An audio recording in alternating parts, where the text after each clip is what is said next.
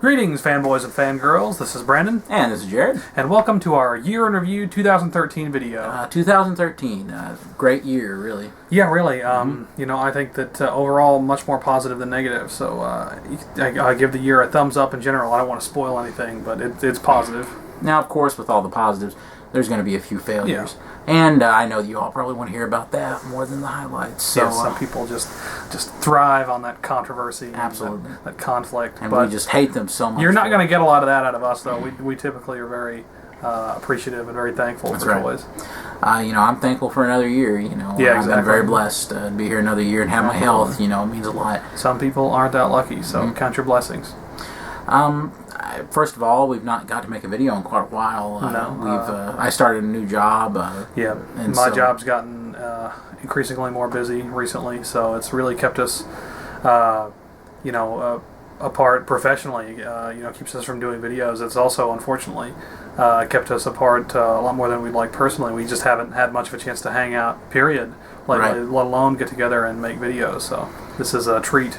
In general, we're doing this on New Year's Eve, so really just right at the very end of the year, in fact. Yeah, getting to ring it in, the right way, and of course we love ringing it in, with you guys.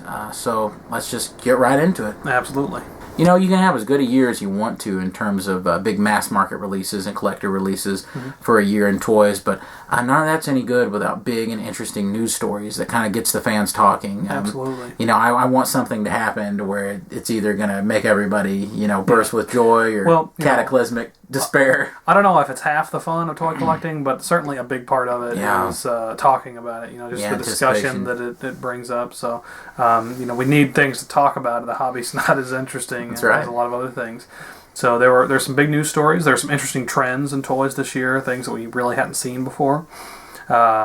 Let's get rolling. What's one of the big news stories this year? Well, the very first thing that Brandon and I said when we were discussing the video, we were discussing what we were going to talk about. We instantly, both of our minds went to the end of DC Universe Classics and DC Universe Signature Series, whatever you want to call it, DC All Stars, whatever they ended up calling it. Yeah, that's been a big line for us for a long time. Going back, not on this YouTube channel, but our previous YouTube channel, those were the first real reviews that we did, or the first real reviews that ever got us any attention. Were reviews for, we do whole waves of DC Universe Classics back then, and it's been, I guess, since late 2007.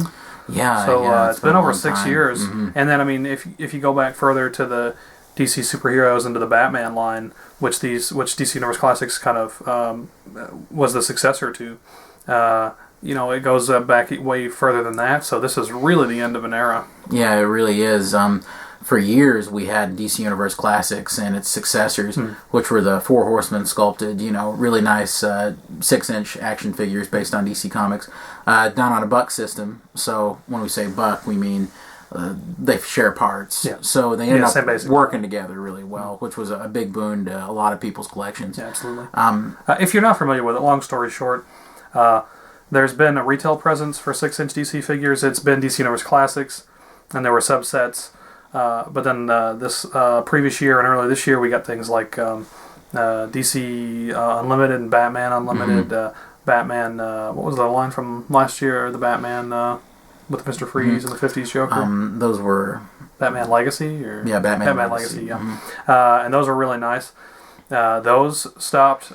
We got the last couple figures here just recently, and Mattel had also been doing DC Universe Classics as an internet subscription line on Matty Collector. They did DC Signature Series. DC Signature. There was a whole collection last year and a whole collection this year, and they've tooled a few more figures that are going to be released next year, but there's not going to be a subscription, and they've said that everything they've shown off is as much as we're ever going to get as far as 6-inch collector's DC figures from them. So, a long journey, and it's unfortunate to let it go, but they just didn't get the support that they wanted on pre-orders for the subscription. I am sad to see it go, but I'll say, personally, I subscribed the last 2 years in 2012 and 2013, and I did not subscribe or did not sign up and pre-order for the 2014 sub. I just had really lost interest. What they were showing off was good, but they just weren't things that I was especially fascinated by. One of the problems I'd had with the line this year is that it was revolving around much more mainstream characters, and that makes sense to a certain extent because they had shied away from doing in the retail line any kind of obscure characters. It was mostly Batman stuff and Justice League stuff. So even we didn't get as much as a C string character this year in the subscription. It was all A and B listers. It was changing a lot in general, and it was just time, I suppose. And it makes sense when you think about it, because now there wouldn't be a backup line of retail that would actually get you those A-listers and even those B-listers. And without that, I mean, all of them just went over to this Signature Series line, which was supposed to be for these really obscure fan-demanded characters, and it didn't really happen. And in the first year, we got things like the Metal Men, and we got a lot of completed teams. We got more members of the Doom Patrol, but this year they just couldn't. They didn't reach I signed up and I bought into the club early on, expecting certain things. There were a lot of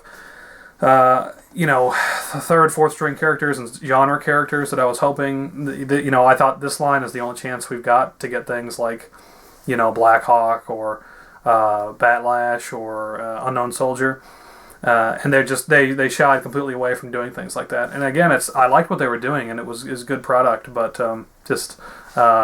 wasn't. There comes a time after a line goes so far that they can't.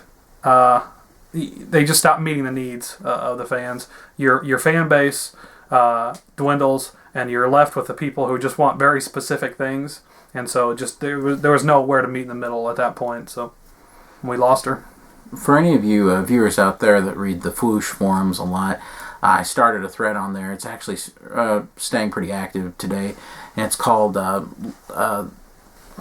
Time to Live and Time to Die: Letting Go of 6-inch DC Matty items." And on that thread, on the first post, I explained my idea about this, which was Mattel can't really expect people to buy into a subscription model when they come to SDCC and have what I like to refer to as the DC apocalypse.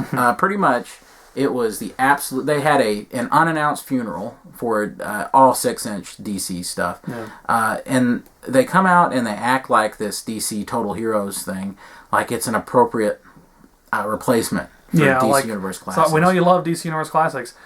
Time to switch over to this. Yeah, and there's no way. No. I mean, you look at the figures, and they're nice enough, and really, they're completely inoffensive, if you ask me. Yeah, I love them as, quality toys. Products.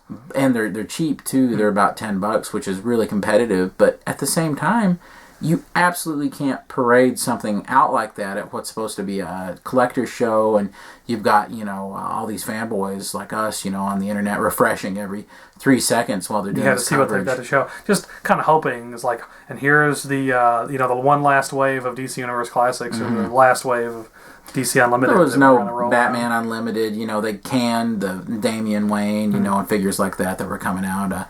No more. They wasted so many slots of DC Unlimited with those Injustice versions of the characters. Not that they were terrible. Mostly, some of them were pretty bad. Not that they were terrible, but I just don't know why you would use precious few remaining slots for something like that. They got a video game time. They could have did anything else. I have no problem with them doing the video game figures, but if they had, and I don't know where they would have put them, but if they had been a separate line of some kind, or maybe like a direct-to-consumer, it could have been something you could purchase on, Matty Collector, and that would have been fine. Yeah. And they were all new sculpts, and I really do appreciate that. And we got some excellent pieces there scattered in the middle. Some new 52 stuff mostly, and a few heavily demanded characters, so that's very good, or versions of characters rather. But it's just I don't know about the this Total Heroes. I want to call it Total Justice, like the '90s line, the Total Heroes line. Yeah, Total Heroes. It's not only are they inappropriate as collectors figures, they're squarely aimed at kids. It's all characters we've got a dozen times over. It's all your basic Justice League guys. They're not adding anything new. The new collector's line that they've shown off are there's been demand for a line like this for a while. It's a new 3 3/4 line called DC Multiverse. And Mattel had tried to do a 3 3/4 DC line with Infinite Heroes, and to varying degrees of success. They certainly weren't very good when they started. They got better later on, but it was too little too late.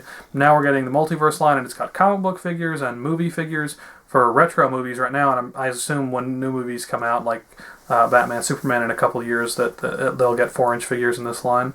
And it's a good mix, and they're good figures, but again, like switching over Infinite Heroes towards the end, I think it's kind of too little too late. I mean, I think that the demand was there at one point, but it's certainly disappeared, and I for one have very little interest in switching gears completely and going from 6 inches to 3 3/4 to meet my DC collector's needs. So, we're in a rough patch right now with DC toys, really. I just want to turn some attention to something that I think most of our viewers probably found the most offensive about San Diego Comic-Con this year, and that was when they revealed their Michael Keaton Batman figure, Danny DeVito Penguin figure, Michelle Pfeiffer Catwoman, Chris Reeve Superman, Terrence Stamp General Zod, and here they are, guys. These are the ones you wanted for all those years, but not in the size you wanted. Yeah. And they show them off in 3 3/4.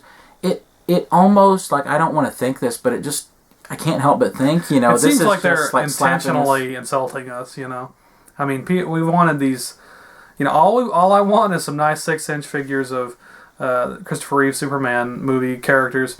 They've done them in 12 inches, and those were great, and we both own all those. Mm-hmm. And the 3 3/4 stuff looks fine too. But please, guys, you've been doing it with the new movies for years. We got them for the Batman movies and for Man of Steel and even for Green Lantern. Marvel's been doing it for a long time. Just play. Make it happen for us, please. And maybe it's something they'll hold over our heads one day. Say, hey, you better buy into this if you want any chance of getting it. But it's unfortunate. But again, they're nice. And we may buy them when they come out. But as of right now, I don't know if it's a line I'm going to buy into. But I always say that, and then I wind up buying into them. So you never know. Now, one of the other big pieces of news this year, and one of the big events, is that finally, after years of demanding and begging, Hasbro's finally doing a collector's 6-inch Star Wars line in the vein of Marvel Legends or DC Universe Classics. And it's been a runaway hit so far, Star Wars The Black Series, which are very nice boxed figures. I mean, even they're available at mass retail, very clearly aimed squarely at collectors. They're not really kids' toys. And they're very nice. We just don't have any of them yet. I've been buying 3 3/4 Star Wars or 4-inch Star Wars for a very long time, for about as long as I can remember, going back to playing with the vintage toys. And then I've been buying them consistently since Power of the Force 2 came out in the mid-90s. I've just bought myself in too far to 3 3/4 Star Wars to ever even consider getting into collecting 6-inch figures. When it comes to collecting mass groups of characters, I'm going to go with 3 3/4 because you can get more, it's easy to army build. 6 inches is nice, but especially for something like Star Wars or say G.I. Joe. 6-inch G.I. Joe figures wouldn't fly with me either. With comic books, it's mostly individuals, but Star Wars, I'm not going to go buy 12 6-inch Stormtroopers. I have no way to store them if I did buy them, but 3 3/4 figures I can do. So that's one of the big points of discussion that we consistently have as toy collectors is scale. If they offer a line in multiple scales, what are you going to buy? Are you going to buy in 3 3/4 or 6 inches? Usually, there's a big difference in quality between the two, and it's an easy choice if you're going to be a true collector and collect them for the art of the toy making. But that leads us to one of the big trends of 2013 in action figures, and this has to do specifically with Star Wars, because even though there's a few collectors-oriented 3 3/4 figures, the majority of Star Wars figures released by Hasbro this year are these very simplified, very kind of kid-friendly sculpted 5 points of articulation figures. And 5 points of articulation figures is something we got a lot of from multiple companies this year as a way to pad the shelves. The 5 points of articulation trend, or 5 POA, whatever you want to call it, is something that really hit big this year, and it's the result of an economy that kind of bottomed out last year. Because of that, and of course we're told now that the economy is supposed to be in recovery, but because it bottomed out last year, and we started to see companies rethink their strategy, one of the big ways that they rethought that strategy was this decision to switch over from kind of high articulation, a lot of paint apps, things like that, to slashing the price and making it more affordable in favor of going with this 5 points articulation scheme. So essentially, we're going back to more the Kenner kind of articulation. Yeah, very retro. Yeah, of like the Powers of the Force Star Wars figures. That's what we're going back to. And it's interesting because this trend has permeated all mass market companies pretty much are trying this. Everybody's, trying this to some degree or another, especially Hasbro. Yeah. Hasbro, the forerunners. Yeah, they're the ones that are really spearheading this movement. They really tried it out in earnest with their Iron Man line, Iron Man 3, and we'll go more on that later. Yeah. But we have lots of things to say about the Iron Man 3 toy line. And then we saw it kind of bleed over to more of the Avengers and even their Wolverine line, things like that. All 5 points for articulation. The only figures. The only real toy line we got for the Wolverine, the new film, was a 5 points for articulation. That's right. line. And it's had really varied results. Mostly I see it as a negative thing. Yeah. But of course, giving parents more options about the kinds of toys they're going to buy for the kids is always a good thing. But it hurts. The affordability is certainly good. Where there's an appropriate alternative is good, but like we were talking about the difference in scales, how it's sometimes really obvious which one you're going to buy into. I'm like I said, I'm predominantly a 3 3/4 collector. So when Iron Man 3 comes out and there's no good 3 3/4 figures to buy, that's a disappointment. Same for like the Wolverine. I would have really liked to have bought into a full-on articulated 3 3/4 line, like for the first Wolverine film, but it just didn't happen. And we're focusing on Hasbro, like we said, because they're the most responsible for this trend. But Mattel's doing it with a lot of their 3 3/4 Batman Power Tech stuff. That's the early ones that have been released, and some of the others that are coming out soon. They're 5 points for articulation. Bandai is going to start doing it next year with their Power Rangers stuff. They're going to be releasing a lot of 5 point articulation figures as the 3 3/4 alternative to. They're doing a scale shift. They're going from articulated 3 3/4 to articulated 5 inches back to 5 inches, and the 3 3/4 stuff from now on is going to be limited. This is interesting because not only has the 5 points of articulation kind of craze from companies, not only has this sort of generated interest in like kiddie toys, but now we've got companies that are newly formed, like the Reaction company that did the 5 points of articulation the reproductions for the Kenner figures that never got released of Alien. They did those, and of course those are 5 points of articulation, or 4 if you want to be specific, because the heads, I suppose, don't turn. Some of them do, some of them don't. But whatever they are, they're made in a similar way. And so now they're going to be going into other licenses and things that never got those styles of figures. Only they're 5 points of articulation figures, or 4, but they're made to appeal to collectors. Yeah. So now we've got a company that's found a way to take that model and then make it appeal to adult collectors. And so this is really permeating. The toy industry. It's all reciprocal. It's all reciprocal. It's very fascinating. It all feeds into each other. We've also seen a lot more lines go towards that 3 3/4 mark. We started seeing that happening by 2010, 2011. A lot of things were downsizing. Lost Power Attack to 3 3/4. That's what it's going to be in from here on out. Now those have a little bit more than 5 points of articulation. They got knee and elbow joints and all that, but. Still sad to see the scale go down. Yeah, DC Collectibles is starting to do more and more 3 3/4 figures instead of 6 or 7 inch.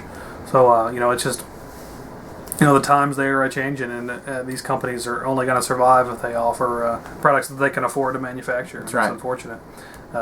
Speaking of being able to afford things, Jared, one of your big points that you brought up is one that I hadn't even really considered, because, like I said, I do lean towards 3 3/4 stuff, so I'm not. I didn't buy a lot of 6 inch scale figures this year, period, except for a lot like the things that I ordered from Maddie. But you were talking earlier about a lot of the changes in prices for collector scale figures in the mass market. That's right. Well, a few years ago, we saw collector scale action figures starting out in more of the $10 range. Actually, it started more with $8 with Marvel Legends. It's been a progressive climb. When Marvel Legends, Spider-Man Classics, and like the Batman figures first started, they were less than $10. They were like $10 at the most if you got them at like KB Toys or Toys R Us with a slight markup. Then they were. I remember thinking it was outrageous when they were $13 a little later on, like when Hasbro first got the license. But now it's Yeah, I mean we kept moving up, and finally by about 2007 we were pretty well. 2008 pretty well set on 6-inch action figures with a Build-A-Figure piece costing about $15 a piece. $15 was really kept at the normal range for a lot of years. It's kind of migrated back and forth between 15 and 16, but DC Universe Classics for most of that line was about $15 a piece. And now what we're seeing this year is the advent of the $20 mass market 6-inch retail figure. And to me, that's a really bad development for the mass market, and I'll explain why. First of all, let's think about Star Wars Black Series. No Build-A-Figure piece or any kind of extra like that. You're just paying $20 for a single 6-inch figure. A lot of the times, and I'm not talking about 6.5, 7-inch scale, which is so often passed off as 6-inch scale. I'm talking about true 6-inch scale action figures, so they're kind of smaller than, say, DC Universe Classics or something like that.